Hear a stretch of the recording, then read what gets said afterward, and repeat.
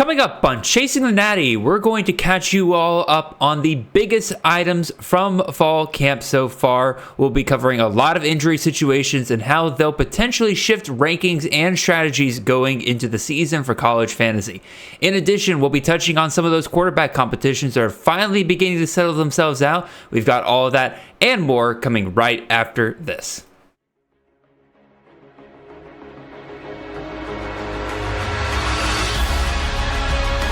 To go, breaks a tackle, he's 10, he's touchdown!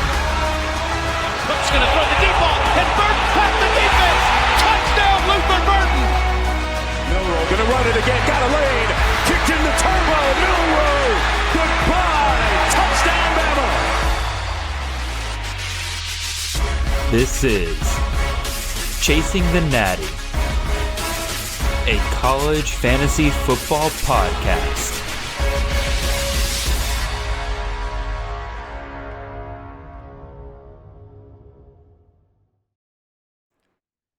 All right, welcome in everyone. This is Jared Palmgren, host of the Chasing the Natty podcast. I hope you guys are having a wonderful ride to your work on this Monday morning. We are the College Fantasy Football Podcast on the Campus of Canton Podcast Network. You can find us on all of your podcast feeds and on YouTube every Monday morning during the season at 6 a.m. sharp. If you want to support the great work we're doing here, head on over to campusofcanton.com, subscribe there with any of our phenomenal tiers. We have content ranging on all sorts of college football games, whether it's CFF, Devy, C2C, College IDP, College DFS, Underdog Best Balls. Really, if you play it, we've got content, whether that's tools, rankings, everything you need to succeed. If you want to get in touch for whatever reason, you can find me in the show on Twitter. I'm at CFF_Jared. The show is at Chasing the Natty, and the handsome fellow joining us as a guest today is Mr. Chris Benzine, CFB analyst over at Rotowire.com. You guys probably know their work. If you have ever seen one of those news blurbs on Fantrax or seen those preseason projections, Chris has probably had a good hand in those. You can find him on Twitter at Crispy272002 on Twitter. Chris, welcome to the show, man. How you doing, man? Good. Thanks for having me. I'm excited to talk some preseason news, and there's been a lot of it so far this offseason, I think. Yeah, it's definitely, it's always fun in college fantasy. We think we have a handle on everything. We research, we put it into work on figuring out all 134 teams before the season. We think some of the depth charts are pretty much figured out by the end of spring camp, and then fall camp hits us, and well, we're having to readjust everything here, which is why if you're playing like season-long redraft leagues, I actually do recommend you try to push those off as late as possible. For the most part, I have fun doing best balls all off season. Do not get me wrong, y'all, but there's a reason why I keep those very low like entry fees and everything, because I know for a fact there's just so much that changes by the time we actually get around here to our actual leagues. Speaking of, Chris, are you busy with drafts right now? I know we're just getting finished up with our FSGA college fantasy draft, which you and I were in the finals last year. You were one Kadon Salter week 13 performance away from taking home that crown. Unfortunately for me, I was able to take home that crown. But how are you kind of adjusting with all this fall camp news coming into the season here with all your drafts? Yeah, I mean, I think you do have to be super reactive to that kind of thing. Like, I think in our FSGA draft, the middle of the draft, our slow draft portion is when one of the early injuries we're going to talk about here occurred, and you could clearly see a reaction of another player getting drafted. If you want, I don't know if you want to burst the bubble, but yeah, it was like Baxter and Trey Wisner just got drafted almost immediately in that draft because of that. So yeah, there's definitely you definitely have to be on top of the news when you're doing drafts, especially slow drafts, live drafts. It's probably difficult to keep on top of news, and there isn't as much news going on in a live draft. But yeah, when you're doing slow drafts, definitely keep on top of news and be watching that because it can really affect where players are going in drafts, and there can definitely be some quick steals. If you happen to be on the clock when injuries occur, there can be some steals in the drafts that you wouldn't have gotten otherwise.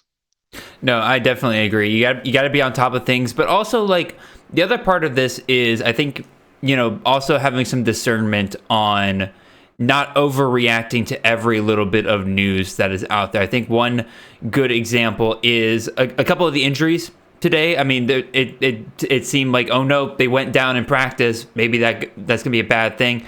Very quickly figure out it's a very minor thing. Could end up still being big, but again, that's kind of where your discernment has to come in. Another example I would say is at Louisville, first day of fall camp. There was a lot of talk about Ja'Cory Brooks having a really good first day of fall camp, and it was like he was Shuck's go-to guy, and him playing on the outside. Of course, everybody kind of jumped to that, saying like, "Oh, maybe this is the guy for Louisville this year." I've been a big Chris Bell fan all off season. He had a lot of the hype in the spring, while Brooks kind of faded a little bit during the spring. And I said to myself, "I'm like, nope, I'm sticking with Bell." Even though like there's that one good camp report came out about Brooks. For right now, I'm sticking with Bell unless I start hearing again that steady drumbeat I always talk about. You never change your opinion on players just because of one report. You always got to start listening for that steady drumbeat of guys. So I think that still applies here in the fall. If you're keeping up with fall camp reports every single day, like that's the kind of stuff you got to be looking for. Don't just look for that one blurb that says like, "Hey, this dude had a really great day. Looked like a wide receiver one." Might be one of the most dangerous phrases you can come across in fall camp reports, I think, right now, because you got to make sure that it is not just that one day that player looked like the wide receiver one. It is something that you see over and over again. Yeah, I totally agree with you. I've definitely seen numerous occasions, and it's something especially newer players will probably need to learn, is that when you see reports saying, "Oh, this guy looks like a star today," or "This guy had a huge day," it's like you definitely don't want to overreact on just that one report. As you mentioned, you want to make sure that you're seeing a consistent, like he's been throughout. Like if you see a report saying he's been for the few weeks of camp, he's been a star, or something like that, where it's even that you want multiple sources saying that, not just one. So I think as you mentioned, you want to make sure you're getting multiple sources giving you the same information, saying this guy is clearly going to be a factor for the team this season before you actually make meaningful adjustments to where you're drafting the players. Yeah, and of course, that's not always the easiest thing, right? This is college fantasy. At the end of the day, one of the biggest drawbacks of college fantasy is that we don't have the beat reporter access like the guys on the NFL side do, right? So you might be sitting here saying like, "Well, Jared, I only got one beat reporter feeding me information on schools like Hawaii, Utah State, places like that." I'm like, yeah, totally understand. I'm in the same boat. Like, I fully understand. You got to just work with what you got in a lot of the situations. But even more so, like, you base it off of what you have been hearing throughout the entirety of the offseason rather than just one or two fall camp reports. So, yeah. And obviously things do change, right? And I think you have to kind of assess your willingness for risk. If you're willing to be a risky player, some people are willing to take the risks. There's definitely spots where you're going to get dividends. The dividends are going to be paid. So there's definitely if I would say maybe don't go full on risk in your rosters when you're fantasy building, because that could really backfire. But there's definitely reasons to take some risks in your draft process. So I think you got to kind of weigh the two. How willing are you to take on risk? Because there could be some situations where it pays off, but then there's also situations where you could really hurt your fantasy season just from overreacting to some small reports. Yeah, agreed 100%. All right. I think it's about time we actually start getting into some of these fall camp reports here and kind of analyzing how it's going to impact us moving forward. But first, before we get into that, you guys know me. I got to get a few things off my chest here and promote the great work we're doing over at campusofcanton.com. First and foremost, if you have not gotten our CFF guide for whatever reason, go check that out right now. It is $20 at campusofcanton.com. Covers all 134 teams. It includes depth charts for all of the teams. It includes player analysis for, again, off the top of my head, 48 quarterbacks, 60 running backs, 72 wide receivers, and 36 tight ends. We have schedule analysis. We got defensive analysis in there. It is basically everything you need when it comes to putting things together for your CFF leagues this year. I know a ton of people in my home league and a lot of my leagues have basically using this as their Bible going into the season, because again, they don't have time to research all these teams. This is the place to go. So go check that out if you have not already. In addition, check out the Defending the Natty podcast. It's our monthly podcast on our Chasing the Natty feed. That is for CFF Dynasty, as myself and Nate Marquise. Our last episode, we predicted the 2025 first round. Kind of, taking out a crystal ball, thinking about what kind of players could break out this season, things like that. As of right now, we won't have one for August, but we will be back during the season to kind of give you guys updates on players to be looking out for there.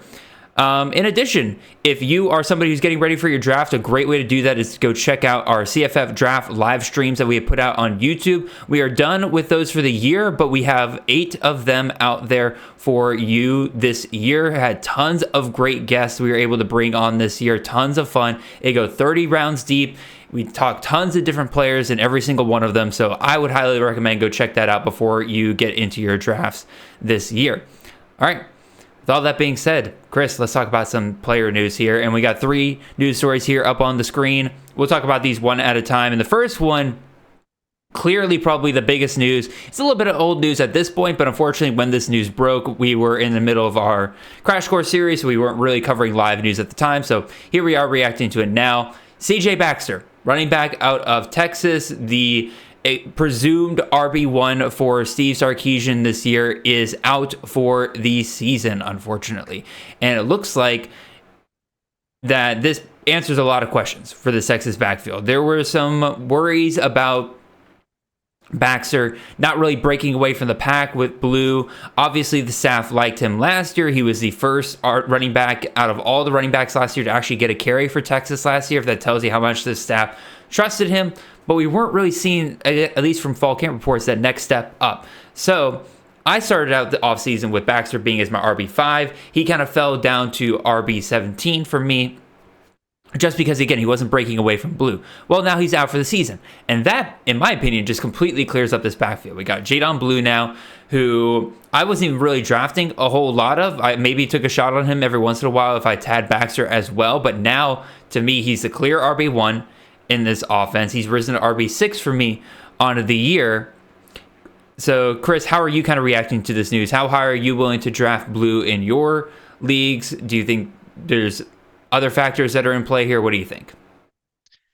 I mean, you obviously know the Texas backfield. Sarkisian generally does like to use multiple backs, but it was a situation like you mentioned that Jadon Blue was like the clear number 2, like even almost close to like a 1A, 1B situation. Mm-hmm. I mean, maybe not quite in that realm, but somewhat like that.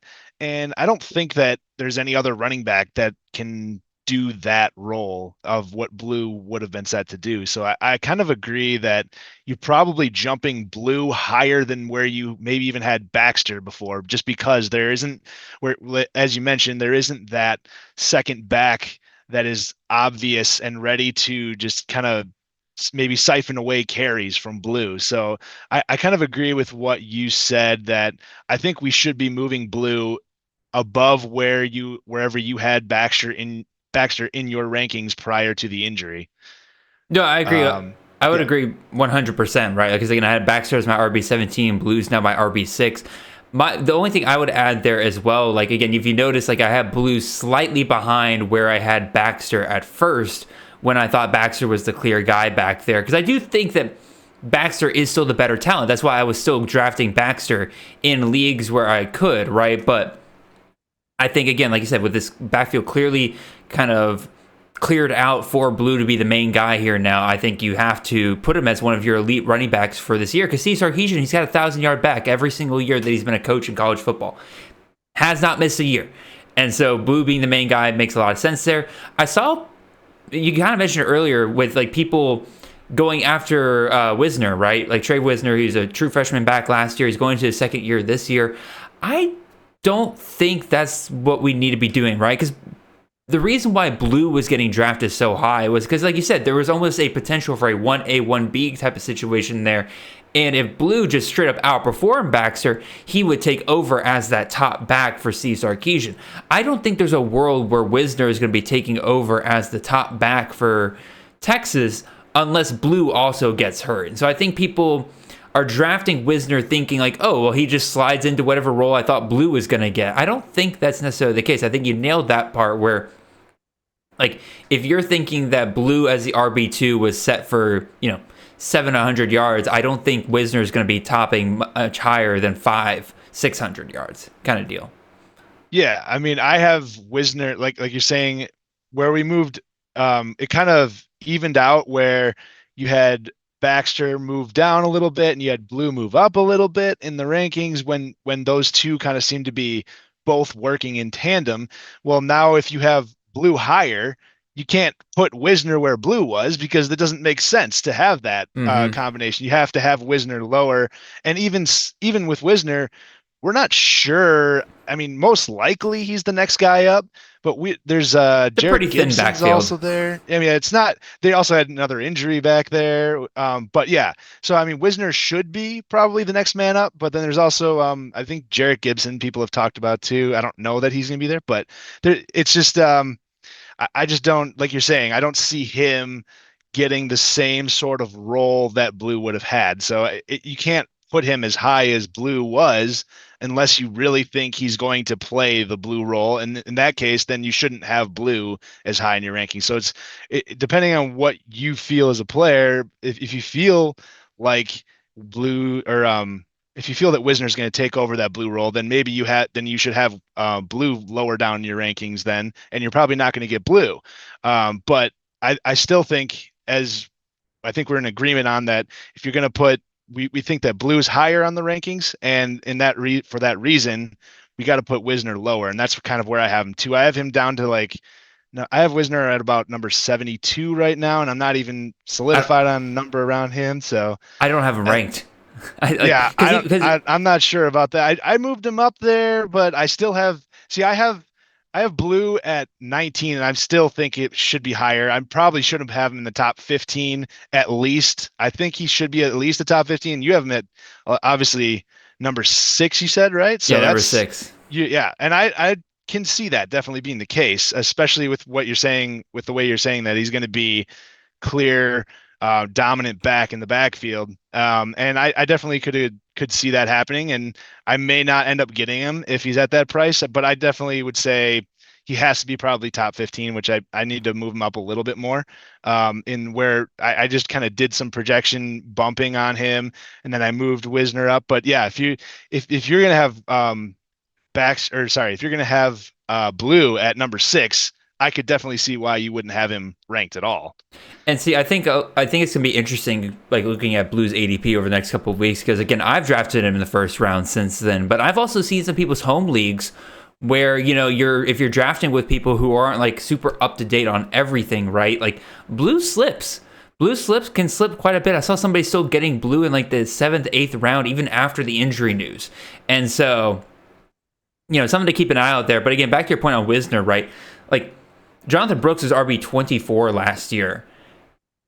CJ Baxter was a clear RB2 for a good chunk of the season for Texas, and he was RB157. So again, there's not really a role there to have like your clear number 2 back is going to get, CFF weeks there or anything unless the first guy goes down. And even then, that helped Baxter last year. So I don't have Wisner ranked at all, and I don't think I am going to be ranking him. I'll put him in my dynasty rankings for sure, just because clearly he's kind of the next guy up there. But like in terms of redraft, nah. I'll wait until Blue goes down and then pick him up off the waiver wire. Next story here: another Texas running back going down. Somebody bubble wrap Justice Haynes, because I think somebody's out here trying to take out all of the former 5-star freshman running backs from last year. But Ruben Owens, the Texas A&M running back, is out for the year, unfortunately.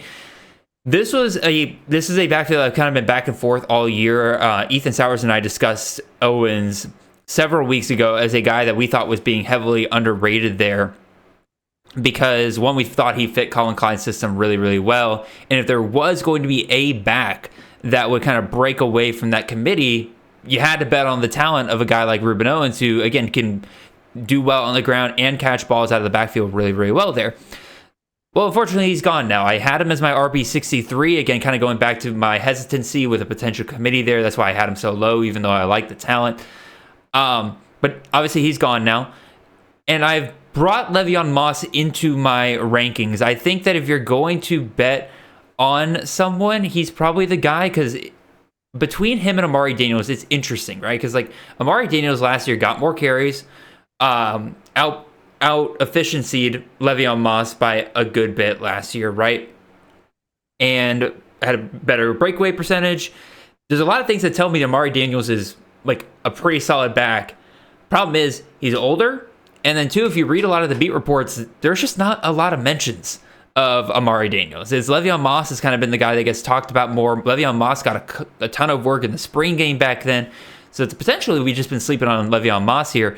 I have brought him into my rankings as my RB 74, so a little bit lower than Owens because, again, I liked Owens' talent better. But I'm willing to kind of pivot to Moss being a guy that I'd be willing to take shots on pretty late in drafts. What about you, Chris? How are you tackling this Texas A&M backfield with this Owens news? Yeah, I mean, as you mentioned, that was something that when I was doing my projections, I heard in spring is that just kind of Le'Veon Moss was still there. Like that's the thing that scared me with Owens a little bit, was that like the talent was clearly, he's the 5-star back. He should be the guy to take over, but then you still heard the noise of Le'Veon Moss still in the mix there, like maybe even working ahead of Owens at certain points. So if that's the case, it would scare me there. But now you take Owens out of the equation.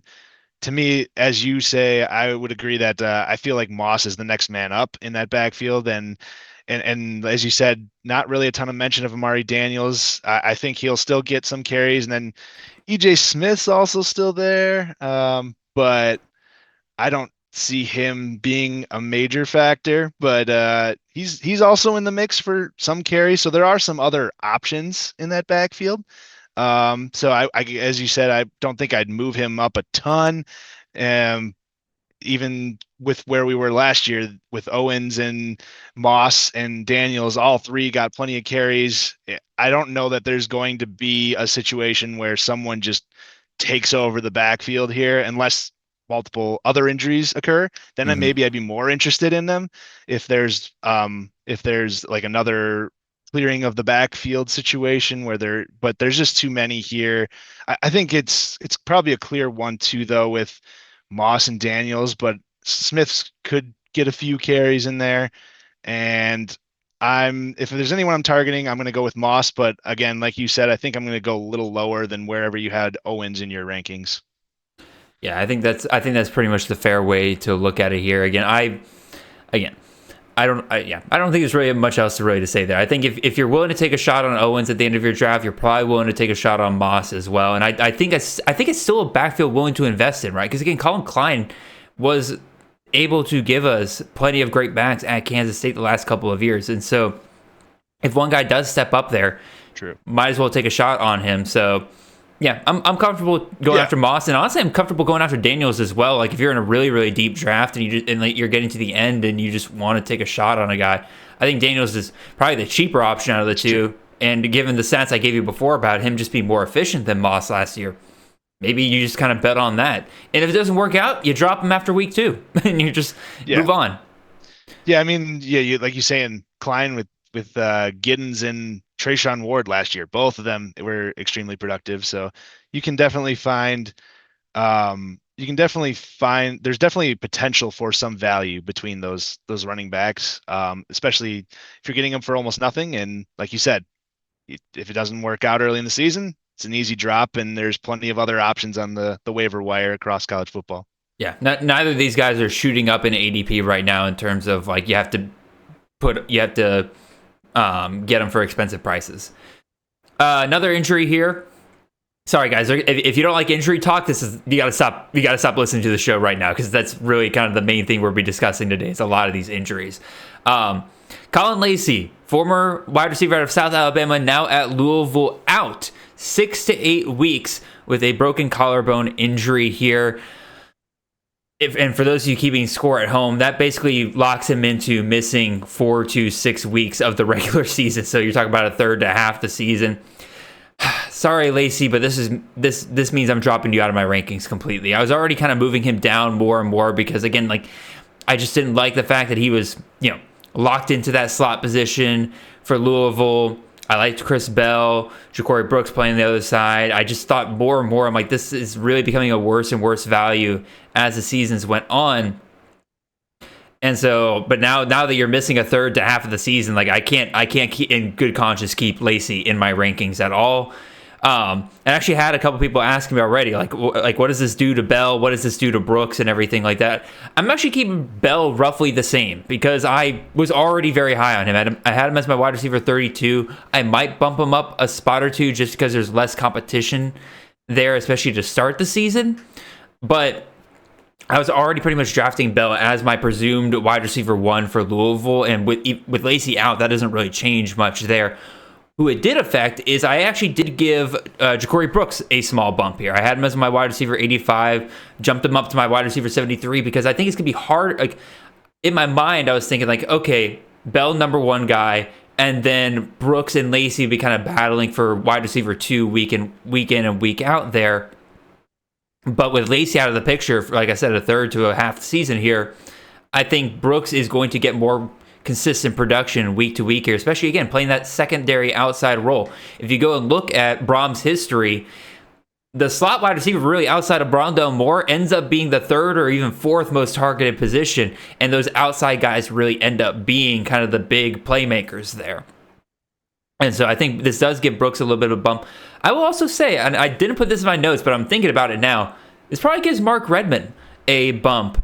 You stole it from me. I had that in mind too. Sorry, I had that in my little my spiel. Your little spiel. I'll let you go then, Chris. You tell me about like how's this affecting your guys, but.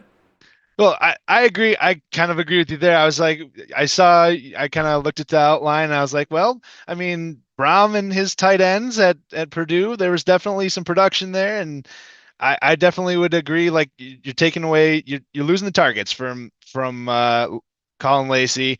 And I don't think there's like I don't think there's an obvious slot receiver to take his spot, to take his targets. So I think you're giving it mainly to Chris Bell. You're giving it to Ja'Cory Brooks. And then I was going to say Mark Redmond too. I think Bell, and you did mention you give him a slight bump, and I agree. Give him maybe a little bump, because there's less competition for targets. So it's more the competition for targets bump that you get for him. Whereas Ja'Cory Brooks is kind of like, well, he's probably the number 2 now. He's moving up a spot on the depth chart, and that is where you get a bigger jump in the ADP or rankings overall. And then also, as I'm saying that, I agree that I think Mark Redmond should get a slight bump in rankings too, because it's just, you look at Jeff Brom's offenses in Purdue. The tight end does produce generally. Jeff Brom. Yeah. Jeff Brom. Well, I was looking at it. Sorry.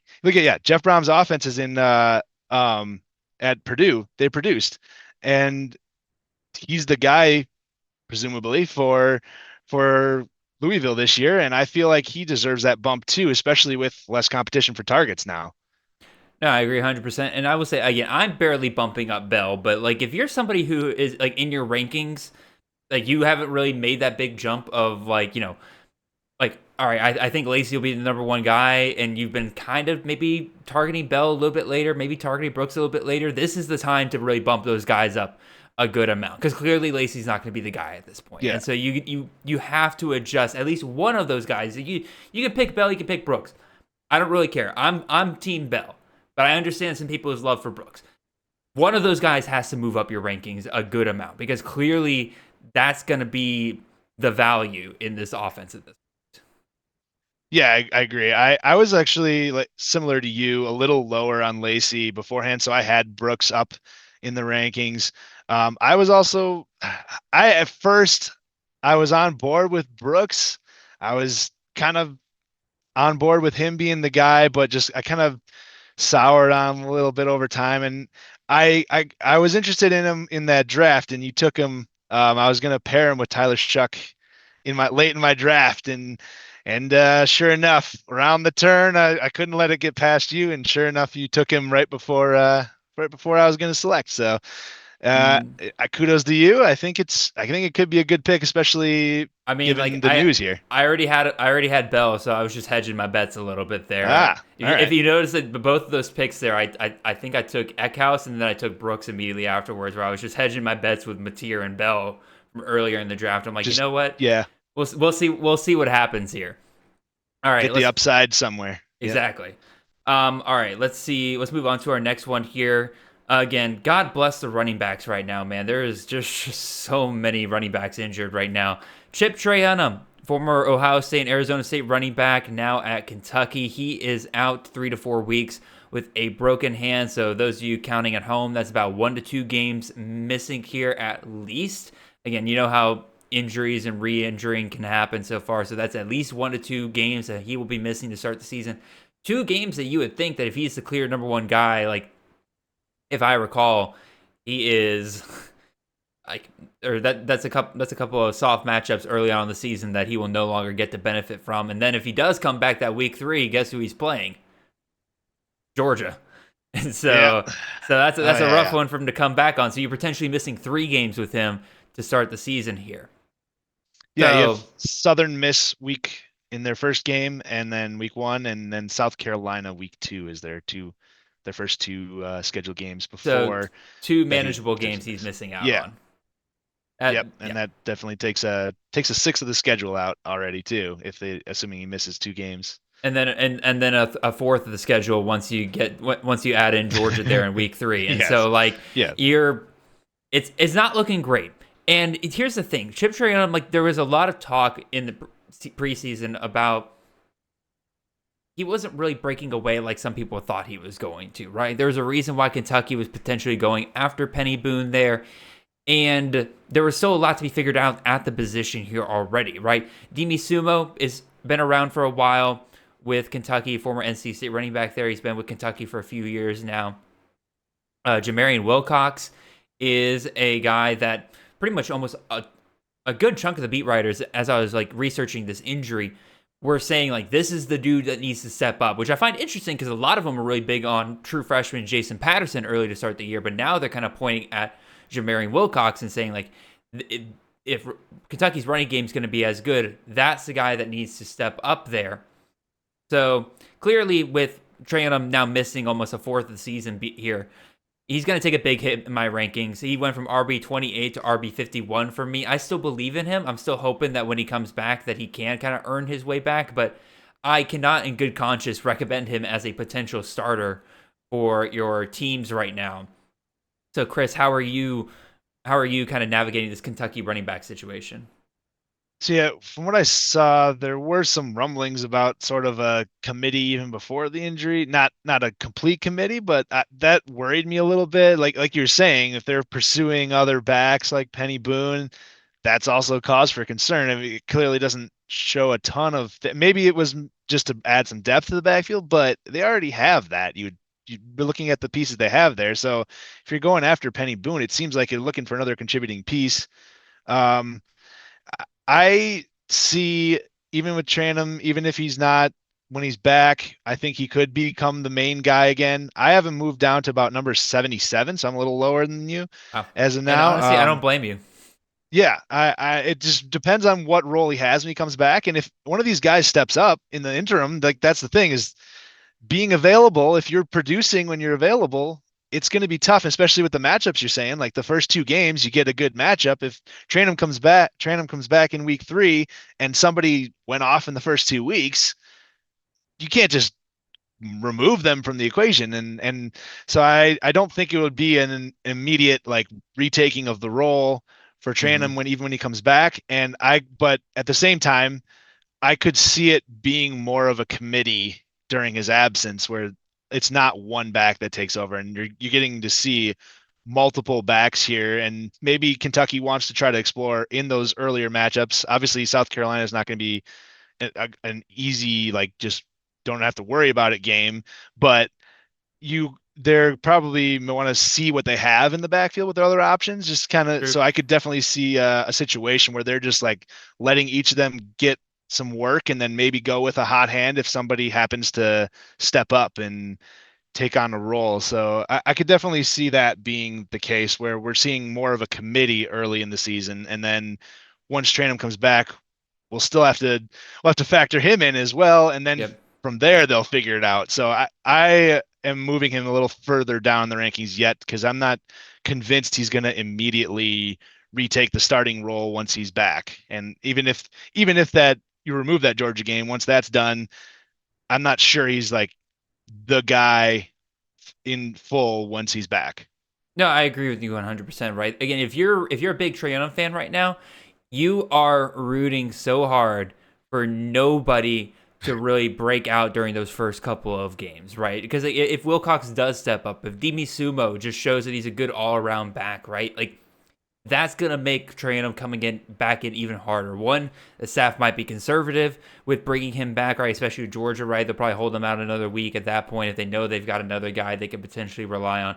But even still, like, if they have somebody else they can rely on, easing Trae Young back in, especially if their goal is to make a good bowl game, if their goal is to potentially push for the playoff, right? Again, like, all you need is a 9-3 record, and Kentucky's shown they can be a 10-win team here in the past. I know their schedule isn't super great this year, but regardless, if that's their goal, right, then saving Trae Young as long as they possibly can might be in their best interest. So we'll see. Again, I agree with you. Like, I moved him down to RB51. I probably could move him even lower. Like, this is a really, really tough hit to his ranking here. Yeah, the old adage, the best ability is availability, and he doesn't have that early in the season, so gives the opening for others. No, he does not. In a very similar situation with our next guy here, Harrison Whaley, running back out of Wyoming. Wyoming. Wyoming. What am I even talking about? Wyoming here. This was a dude that I thought was a really good value in a lot of drafts throughout the offseason. He was a running back that you could pretty consistently get in, like, 9, 10, 11 round range. A guy that I thought was pretty, based on the roles he was given last year, was pretty much locked in for 200 plus carries at Wyoming's offense. Well, unfortunately, now he is out until, quote, early in the season from the coaching staff here. And that's when the coaching staff kind of leads their press conference about this with, well, we know he won't be out for the full season. I'm like, well, that's not particularly great to hear. The good news is he underwent successful surgery, so it sounds like whatever the best case scenario that could have happened there did happen, and so we should see Whaley at some point during the season. But obviously, very similar to Trip Trayon, this is a massive hit to his value. I had him RB47. I've moved him down to RB75, and quite frankly, he might be getting close to do not draft territory because of, I just don't really know how long he's going to be out. The name that I was kind of one shocked, I did not know that this dude had transferred to Wyoming in the first place, but two, the name that was immediately named by 7220 Sports, which, by the way, is the best Wyoming beat reporter you can find out there. The name that he said needed to step up in Whaley's absence was former UNC running back DJ Jones. And so I have added DJ Jones because of that to my rankings right now, because I think similar to the Kentucky situation, right? If DJ Jones, named as the next guy up here, if he comes in and performs well right away for Wyoming, I don't know if there's really going to be a hurry to bring Whaley back, at least until the end of the season, right? And so I think he's worth taking a shot right now in drafts. Chris, how do you feel about the Wyoming backfield situation? How are you navigating this? Yeah, I mean, I was looking at a different report from the official site from Ryan Thorburn, who has joined their site. And he talked about DJ Jones as well. He's ready for the spotlight. And from what I saw in the report there, it actually said something about Jones was with the first team to start the scrimmage before Whaley went down. Oh, wow. Which to me makes me, I kind of have moved Whaley out of my rankings for that reason. I saw there's a report, I can send it your way if you want. But from what I saw, it says the line here that stuck out to me is Jones was with the first team to start the scrimmage before Whaley went down on his first carry with the second team. So that says to me that Jones might be the lead guy even when Whaley's back. If that's the case, I'm just out. Just gonna go update my rankings real quick. We're just gonna move Jones up a little bit. That's actually crazy. I completely missed that. Yeah, so I saw that. I made sure we add that to our news update too. It's just we want to note there that it's a big development. If Jones is the number one guy even before the injury, that could be the case when he's back, even when Whaley's back. So, and obviously the news with Whaley is that it's early in the season, which is pretty open-ended. We don't really Yep. know what that means. We don't even know when he'll be back. It could be a week or two. Early in the season, could be a month. We don't know exactly how long he'll be out for. So that definitely scares me off of Whaley. And the fact that I saw that line in that report kind of just moves him out of my. He's like at 100 and something somewhere down there. He's out of my ranking. He's out of the meaningful rankings for me at this point. So yeah, that I would say that I would expect Jones by the end of the year probably to end up with more carries than Whaley based on that news. So that's where I'm at with it, I guess, Wow. given that line. I'm glad you brought that up because yeah, that definitely. I'll let me reiterate now. If that is the case, I'm just gonna put Jones where I had Whaley before, like an RB 47. I think that's perfectly reasonable to think of at this point because, like you said, like if Jones was already kind of getting that RB1 role beforehand, I basically that's where I had Whaley at already. So might as well just slide Jones right into there now. So look at that. Maybe I'm overreacting to news. Maybe it's too much on one Maybe, report here, but like I don't know. I feel like but that's a but it I feel was like a that's a pretty yeah. big note to have.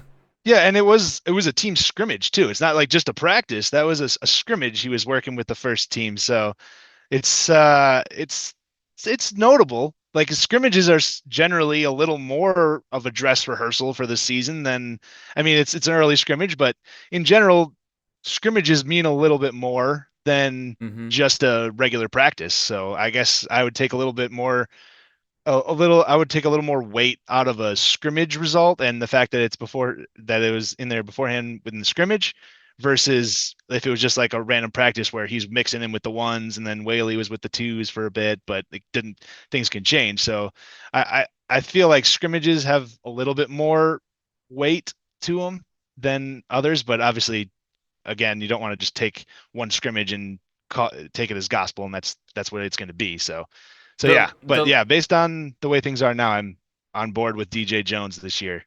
Yeah, I've basically seen from a lot of different teams that like the last scrimmage is always the one to really pay attention to because that's usually almost the dress rehearsal before the actual game. And so if you see somebody being held out for that, they're most likely being held out for the game. If you see somebody Yeah. starting with the ones in that, they're probably starting with the ones for the first game of the season. So again, obviously things change once the actual season hits and everything, but always something to pay attention to. Next guy up here, Cameron Cook, another potentially injured running back here out of TCU, a guy I've loved all offseason. His ADP shot up the last couple of months here. Kind of a weird situation here. He was seen on the bike, as according to Steven Johnson over, I forget where he writes out from, but he's a TCU beat writer. Basically, he has said the last three practices that Cameron Cook was on the bike. And basically, when he asked Sonny Dykes about that, with with Cook being held out there, that Dykes says Cam Cook, quote, has a little bit of a hamstring issue. And that the intent was to rest him and said he could have practiced today, but they are kind of holding him out. Which, again, to me, you can take it one of two ways. One, Dykes is trying to cover up something worse here. Because it is kind of weird that even if you're holding somebody out for precautionary reasons, for him to be on the bike for three practices in a row tells me there's probably a little something more going on there. Or you can go the positive angle here and say, well, they're trying to hold him out because they know how important he's going to be for this team. They don't want to put him out there, getting hit by his own guys and everything like that. So they're kind of keeping him on the side for right now, especially if there is some, quote, a little bit of a hamstring issue. So might as well just kind of let him rest up and everything. The way I'm viewing it right now, Cook's my RB 38 right now. I'm just staying put with where he's at. Because, again, at RB 38, you're looking at maybe a flex spot, but mostly a guy that you're drafting as like your fourth running back option there. And so he'd be probably riding the bench. If there is an issue, I'm willing to hold on to him for a week or two just to kind of figure out what things are going on there.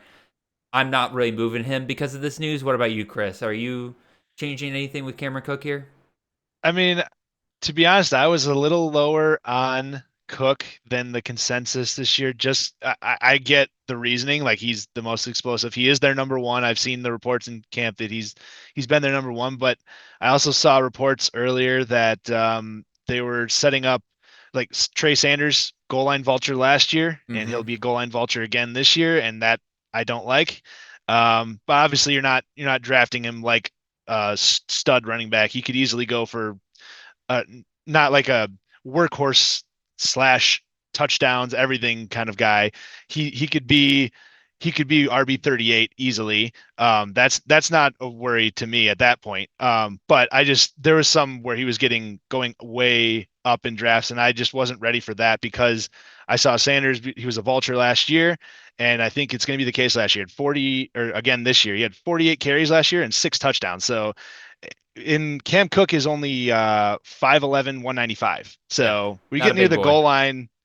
Let's go to Trey Sanders, 6', 215. And also I saw that Sanders was going to be involved a little bit or they were setting up plays for passing plays for for Sanders in the Mm. passing game.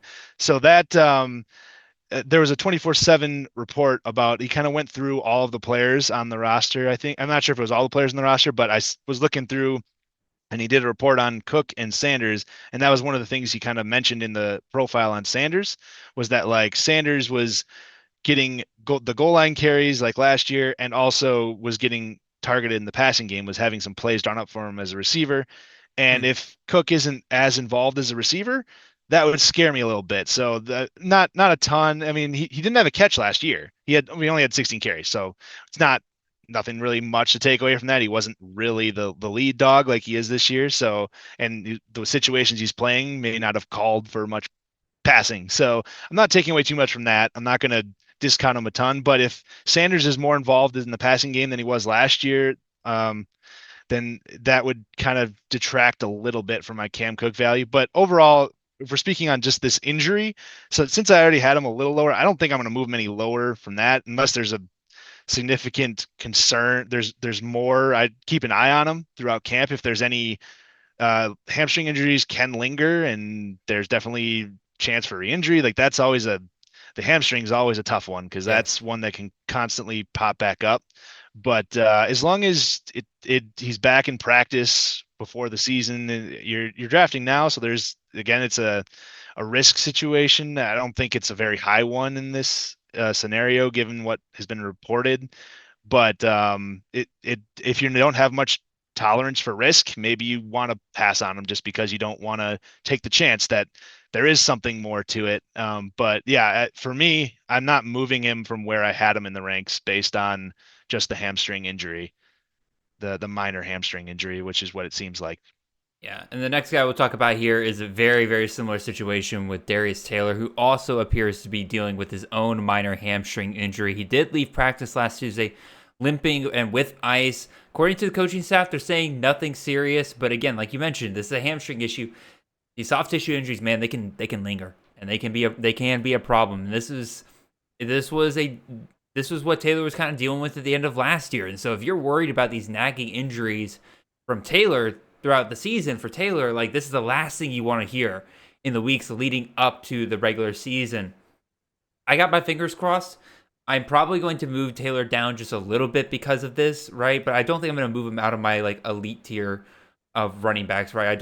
He's not going to exit my top 10 here. I'm probably going to put him at RB8 behind, or RB7. Yeah, RB7 behind DJ Giddens. I had him at RB4. Dropping him down just a little bit because I still think the volume is worth the risk there as the RB1 for PJ Flex system. But Chris, how are you navigating Darius Taylor here with this injury situation, potential injury situation?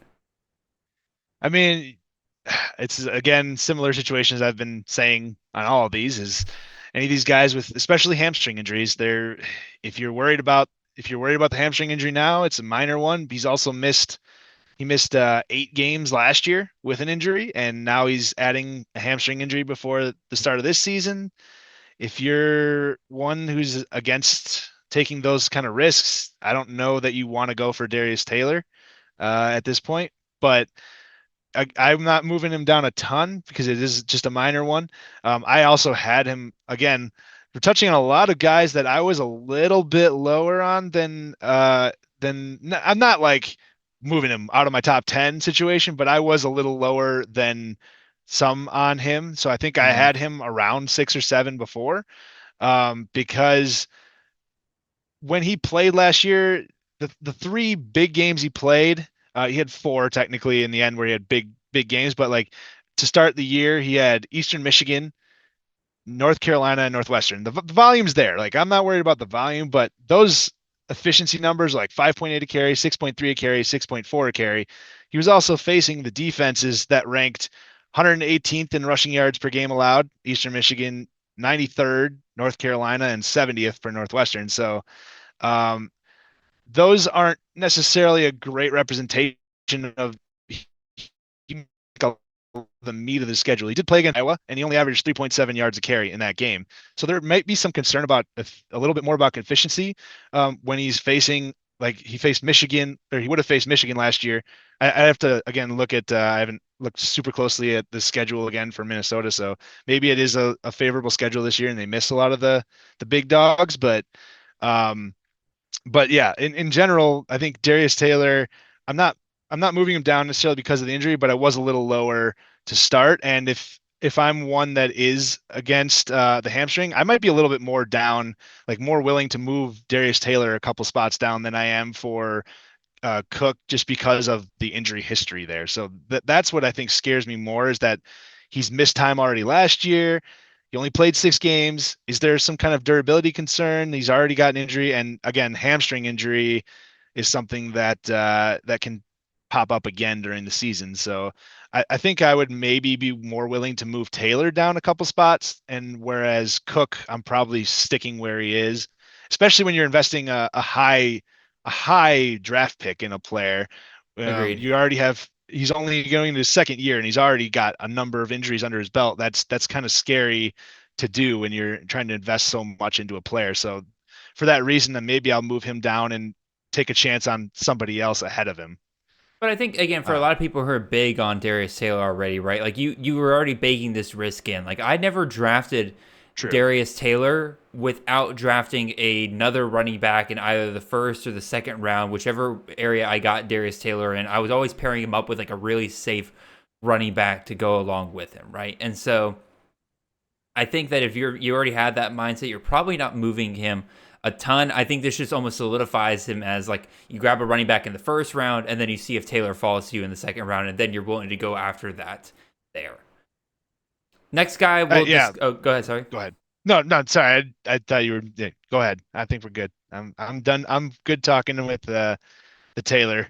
I'm done with the Taylor talk, so I'm good to go. Done with The Taylor next talk. Next guy here. Enough of all this negativity, man. Enough of this. These running backs that are getting injured, man. Let's talk about a guy who's coming back and is, quote, expected to be full speed in practice. That was said on August 8th. So it looks like by now Mark Fletcher should be good to go for Miami. And for those of you that need a little recap, he was injured in the bowl game with a foot injury, missed all of spring basically, and is now, like I said, expected to be full speed here in the fall camp. I got Damian Martinez as my RB14. ADP has him as RB11 coming into the season here. How do we want to navigate this here, Chris? Because Mark Fletcher had a really good finish to end the year last year against some pretty solid defenses here. Like looking at it here, we had, 23 carries, 115 yards against NC State, which was a good one. 16 carries, 47 yards, not super great against FSU, but against Louisville, another good defense, 17 carries, 126 yards, and 2 touchdowns. Boston College, 12 carries, 44 yards, and a touchdown. Again, nothing fantastic, a little bit up and down there, but kind of similar to Darius Taylor, right? You were talking about like some of those bad efficiency numbers against good teams last year. Both Fletcher and Taylor, you're talking about true freshmen. So like there's room to improve for both of these guys here. But regardless, Fletcher's coming back to Miami now. A lot of people are drafting Martinez as like, clear RB1. Without Fletcher there was going to be nobody really behind him that was going to siphon away a ton of carries there. But Fletcher is back now, it looks like. How are you navigating this situation, Chris? Yeah, I mean, I spoke about it just a bit ago that we're touching on a lot of the guys that I was lower on the consensus, and Martinez is one of them, and that Mark Fletcher was the reason for it. Now, I guess there was some concern whether or not Fletcher would be ready for the start of the season, but now that he is, I think it's justified, because Fletcher actually graded out really well on like Pro Football Focus, And I just, and where Martinez was previously at Oregon State, he was just the bell cow. And Cristobal likes to use his running backs, multiple running backs there at Miami. And I was looking at it, looking up the numbers recently, and since Cristobal at Miami in the last 3 years, they haven't had a back with more than 145 carries in Yep. any of those 3 seasons. So I'm not saying that I think Martinez could pass that number. It might be a situation where it's just they didn't feel they had a great true number one back to do that, but I think Fletcher's good enough to siphon away more carries than people have been taking into account during the draft season more recently or previously when he was higher up. I had him a little lower just because I was worried more about Fletcher than I guess most of the people were. So for that reason, I would say yes. Basically, I'm a little more lower on Damian Martinez and willing to move him down with Fletcher back and healthy and part of the mix. So I think that yeah, I would. That's what I would say. I'd say I'm further down on Martinez than a lot of people. I maybe not. I guess when I was doing my projections, I was kind of counting on Fletcher being there, so I'm not moving him down further because of that. But I would say that I'm was lower on Martinez because I think Fletcher can be part of that backfield and a significant contributor part of that backfield. See, for me, I want to move Damon Martinez lower in my rankings here. My problem that I'm kind of running into is that he's really in this tier where there's a lot of very similar backs to him right now in terms of that idea of like theoretically on paper, he should be the RB1. He should get more carries than you would typically see in a committee, but there's guys that are just good enough to really potentially siphon away that ceiling, right? Because again, I have him right next to Gavin Sawchuk at Oklahoma with Javante Barnes coming back and everything like that, right? Like there's a potential situation there. Ishmael Mahdi, I mean, I love Ishmael Mahdi last year, but they brought in those two running backs from UTEP that are expected to get a lot of work this season as well. Quentin Cooley, we know for a fact that Liberty wants to get him less carries this year to kind of keep him healthier.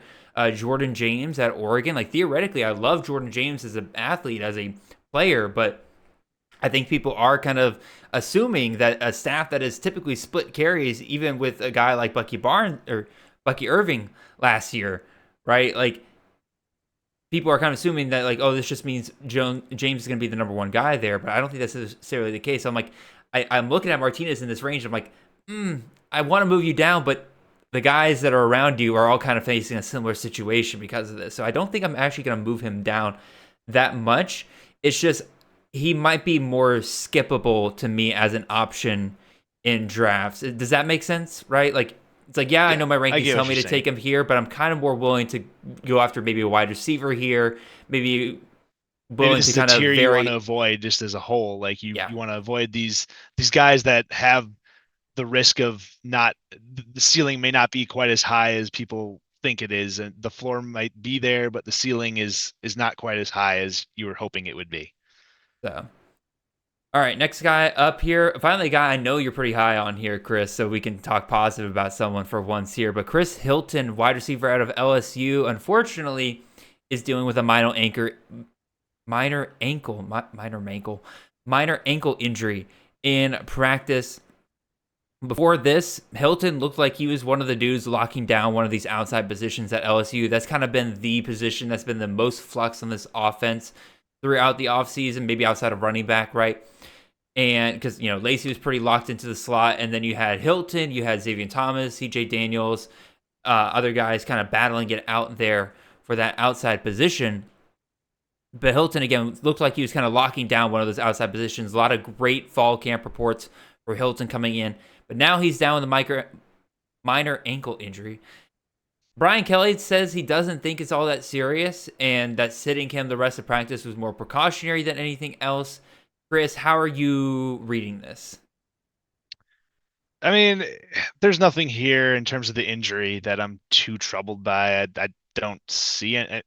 Obviously, it's another situation where you want to monitor it, make sure there's nothing more serious that comes of it. As long as he's back in practice ahead of the season, I wouldn't be too worried. And I saw those Hilton reports, I saw it seemed like he had separated himself in spring almost, like he was the number two. Like everyone was, the reporters from what I had seen were saying he's actually the number two guy, and it's Xavier Thomas and CJ Daniels and even Aaron Anderson at the time who were fighting for that other starting role. So I was, uh, when Underdog brought out that best ball, I was grabbing Hilton super late in those Hmm. best ball drafts because I had seen those reports and I was on Hilton at that time. Obviously, that's carried over into the fall, which is good news. You wanted, like you said, that steady beat drum or drum beat Drumbeat. of reports coming out. Um, that you're getting, and that's what you're seeing from him. And as long as there's nothing more with the injuries so far, I haven't seen anything. I'm still on board with going for Hilton as potentially the number two receiver behind Kyron Lacy in that offense this year. From what I've seen, I wouldn't be shocked if he ends up being the second most productive receiver out of that group. So yeah, like they're saying, I'm definitely on board with Hilton this year. Honestly, I think again, I do think there's a world where Hilton ends up becoming the number one wide receiver potentially, at least in It's terms of yeah, production, right? Because like it's not like Brian, you have, yeah, sorry, go ahead. I was saying like Brian Thomas was a top 12 wide receiver last year, and like we all kind of assume Lacey because again, that's kind of the safest floor. He kind of locked in his starting role early there. He was a starter among the three guys last year, right? But like those outside receivers were really where the offense shone last year. And most people agree that Garrett Nussmeier is a better passer than Daniels was. And so potentially able to take care of those outside guys even a little better than Daniels was. Now, Daniels was just on fire last year. But even still, like I agree with you. I think regardless of this minor ankle injury, he's still worth a shot. He's going late in drafts, right? Like you can get him round 15 plus, while Lacey's going up in like the round 6, 7 range. And so I think no real strategy change needed here with Chris Hilton. Just some, like you said, something to monitor. Yeah, I would agree with you. I don't see anything to change there. And like you're saying, there's definitely the upside there. Whereas, I mean, you see the talent that Daniels is at the next level, even. But Daniels was also a runner, and I don't think Nussmeier is quite the same. So there could be more, even a slightly heavier passing volume. I wouldn't say that it's that. I wouldn't maybe. I mean, and I think Nussmeier could be a solid passer, and like you're saying, Hilton seems like a guy who could be the next sort of maybe not first round talent, Brian Thomas, but could still be that deep threat that they're looking for in the offense. Yep, I would agree with that.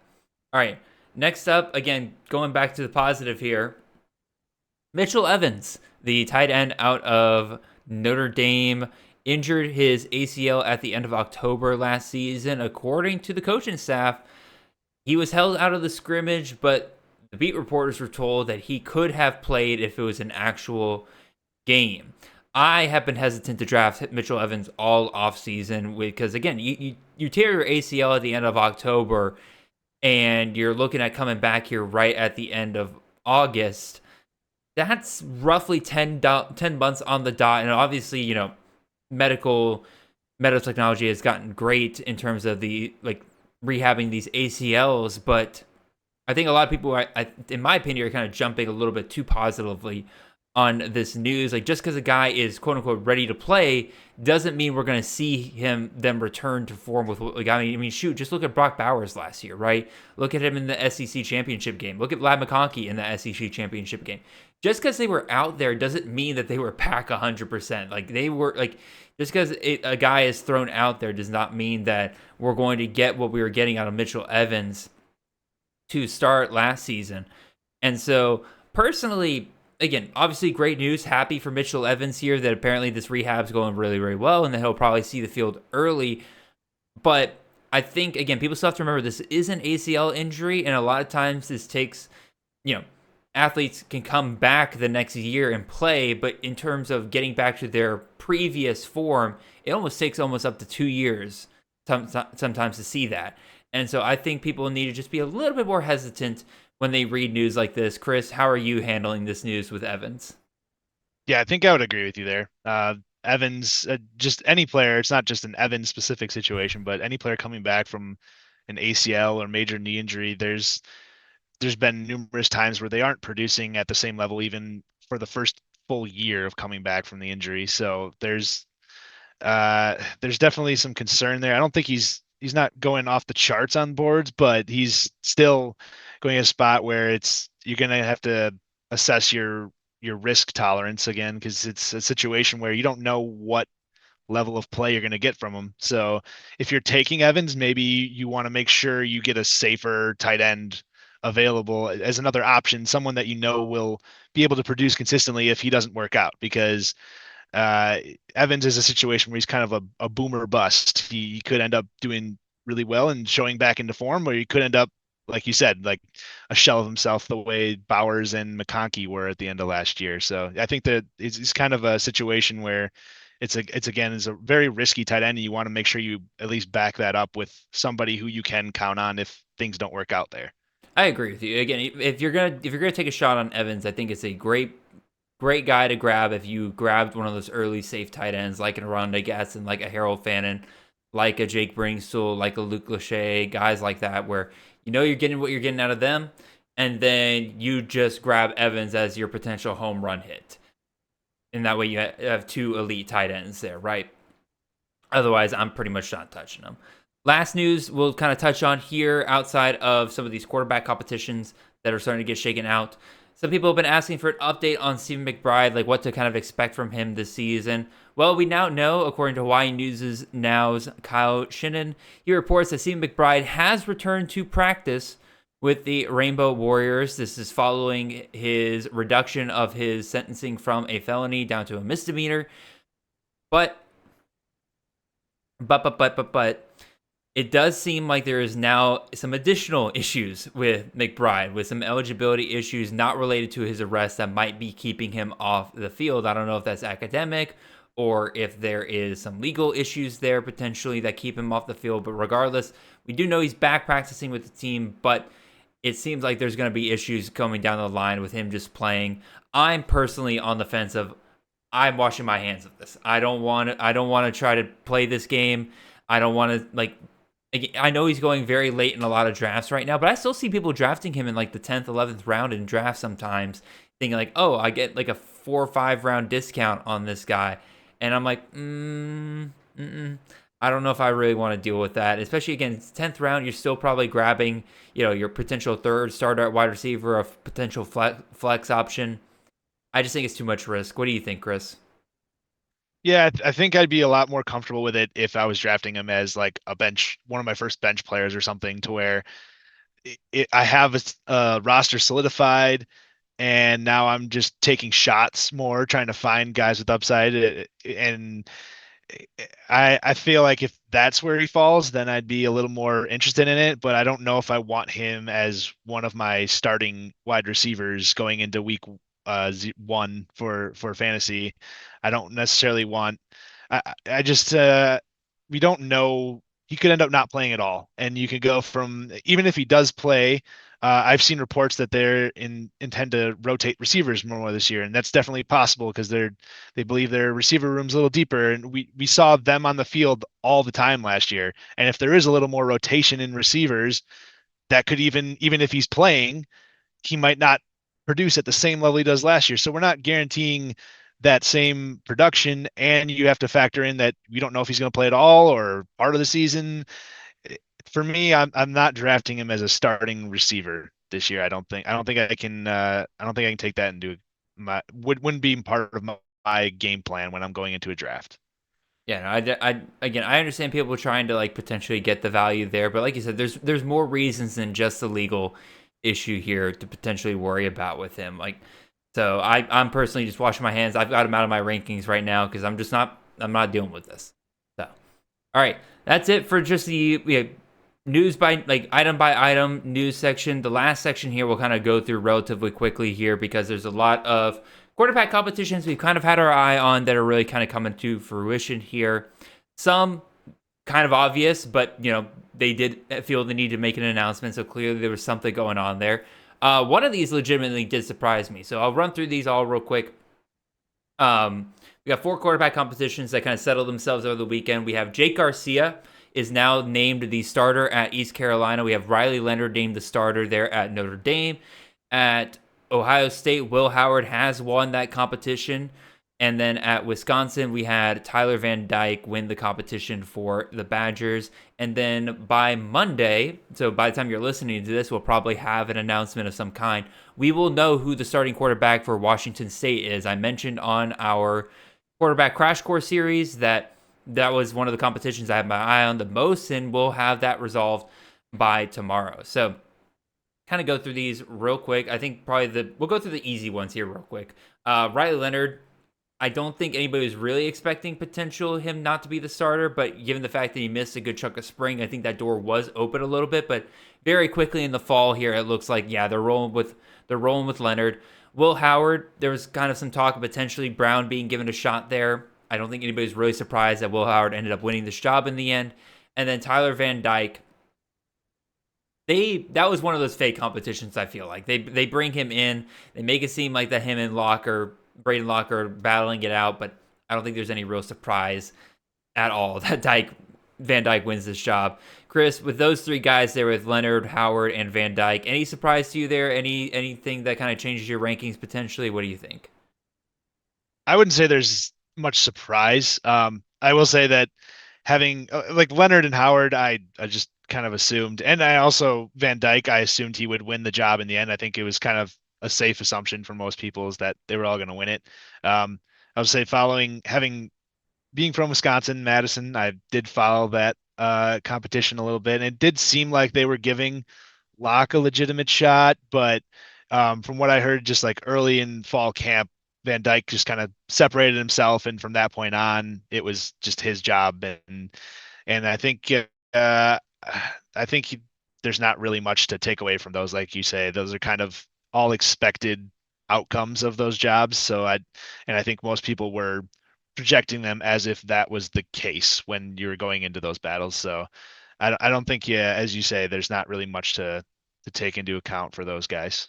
The East Carolina quarterback job legitimately shocked me when that news came out, because all offseason I have read that it's like it was a back and forth battle between Garcia and Hauser the entire time. And usually what happens in that situation is the younger guy, when there's a tie between two different positions, gets the nod. Because again, with the older guy, you feel like they've already kind of reached their ceiling for the most part. Yes, they have a lot of experience, but with Garcia, you haven't really seen a lot of starting experience outside of a little bit of time at Miami there, right?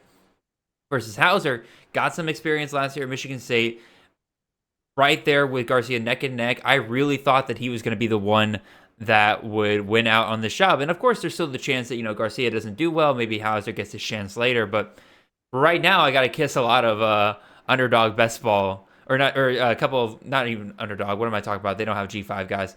But a lot of best ball late shots at this quarterback competition. Goodbye.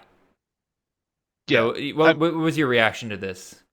I mean, yeah, I guess it was a situation where it shouldn't affect teams too much, other than like the fact that it's these deep drafts like best ball, or maybe one of your last quarterbacks you're taking on a deep fantasy draft. So it shouldn't be a huge adjustment. But like you're saying, I think you kind of just place, if you had Hauser at X spot in your rankings and you were expecting him to win, you just move Garcia into that spot in the rankings, and you kind of just replace one with the other, and neither of the two are going to be major fantasy contributors this year, even if even Garcia winning the job obviously is going to be the more relevant fantasy contributor. But I don't think it's a situation where you're now drafting Garcia super high because he's won the job or anything. So no, I agree. Yeah. I basically just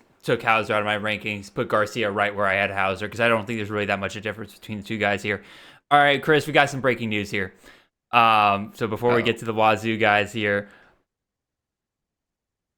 San Diego State has named true freshman quarterback Danny O'Neal as the starting quarterback for their opener against Texas A&M Commerce. So that's a shot in my heart for all the AJ Duffy shots that I took on in drafts and my hype for him earlier this offseason. But that's big news. That's going to be a pretty big impact on my rankings here moving forward. And again, I think that is, again, the talk all offseason, right, was that, AJ Duffy was kind of the leader in the clubhouse, but, this true freshman, Danny O'Neal, he was kind of nipping at his heels more than you would expect a true freshman to be doing so. And I think kind of what we were just talking about with Eastern Carolina, I do think that eventually you just kind of got to a tie. And I think Sean Lewis is just kind of saying, like, all right, I'm just going to go with the younger guy here. I'm going to go with the guy that potentially has more upside for my system here, a guy that I recruited. Now, he recruited AJ Duffy as well, but that was out of the transfer portal. This is a guy that he grabbed out of high school. And so, yeah, breaking news. Danny O'Neal is your official starting quarterback for San Diego State. Chris, what's your reaction to this news?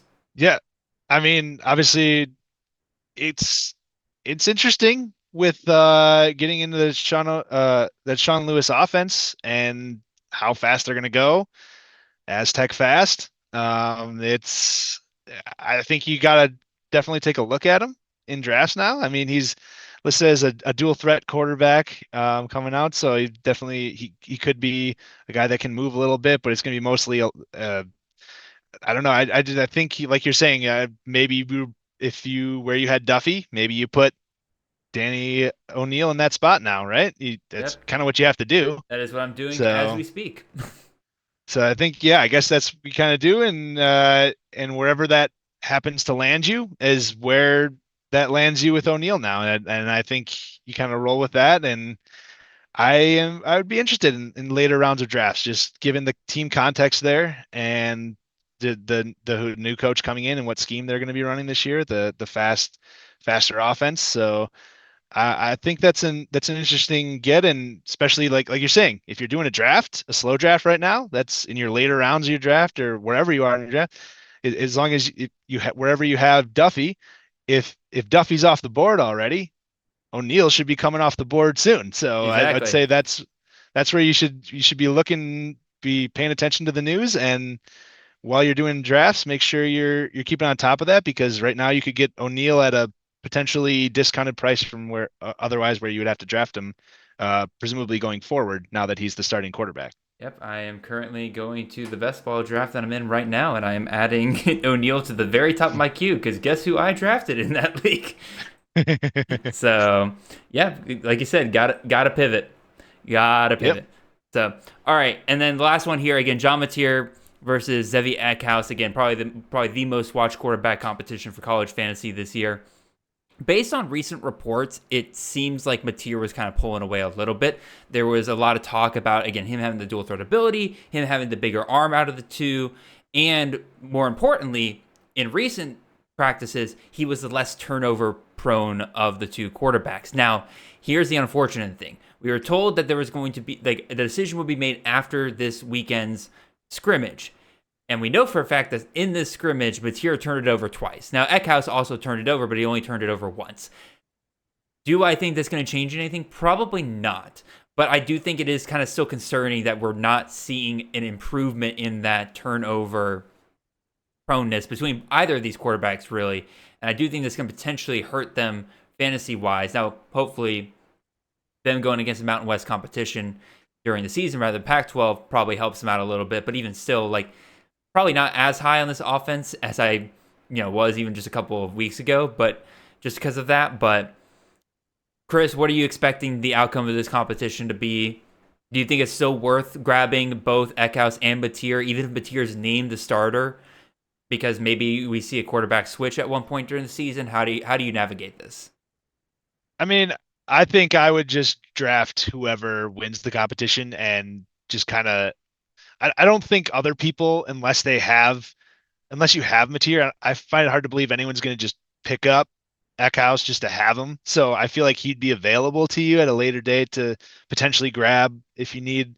Oh, well, whoever wins. Sorry, we don't have a winner yet, but whichever one wins, the other one should be available on waivers later on. I mean, maybe you won't end up getting them, but I'm just taking a risk on whoever wins and then saving my bench spots elsewhere. But yeah, like you said, this was in competition. I've been drafting shares of Mateer in a lot of the best balls with the assumption, hoping that he's going to win. I haven't been taking Eckhouse because I just like to take shots at other spots when I'd rather end up with two starting quarterbacks somewhere than end up with just one of a good one. If I lose out, I lose out. It's a risk, but Mm-hmm. I'm still taking my chances at the player that I think will win the job, and then I'm taking shots elsewhere to try to get extra value from other spots. So that's the way I approach it. And I think we just wait till Monday, I believe. As you said, tomorrow. Yeah, that's when they're going to be announcing it. So